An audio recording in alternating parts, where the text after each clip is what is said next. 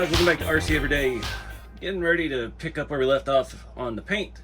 Again, we're making this Boom Racing BRX02 somewhat of a clean build. I'm not going to say shiny because everything's satin, but I've spent the morning painting up, or not painting up, well, painting up some stuff. Some of the dash is body color. Going through photos online, looking at the Series 2s. The other was a Series 3. The inside is very different, dash-wise anyway. We've got a lot of differences with the hood and the grille, of course. Doing some matte clear. The interior, I'm keeping it simple. We're going to leave it black. I actually just matte cleared over the stock plastic. Really dulls it down, makes it look different. Doesn't look like plastic. Just painted the safari top matte clear. Lots of little odds and ends. I've got some more stuff outside drying. So getting ready to move forward. The next step, we've got to paint lenses. I've got my tester's paints. My yellow is really separated. I've been shaking it for off and on for an hour. I'm not sure it's where it needs to be yet, but we need 2 for the front, 2 for the back. We need orange and red for the back and a orange and clear in the front. And I wasn't real happy with how this came out last time. And I'm trying to remember, I was talking to my buddy Jeremy, and he had found something, I don't know if it was a Tamiya or a tester's paint, that his lenses look fantastic. So I don't know what that is, and I don't have it here, obviously. So we're gonna go with what we got. But we're gonna pick back up on the instructions at step 3 and get these lenses painted, get our headlights mounted, our grille mounted, our emblem mounted, all of our front end details, and go from there. So let's get rolling.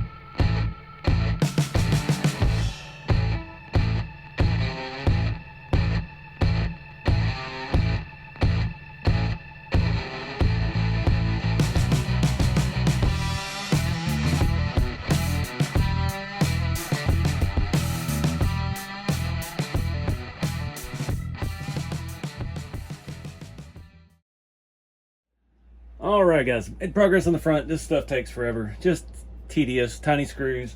I did have one issue. So the headlights are completely different on this than they were on the Series 3. Forgot to put the lid on my glue, that's always good.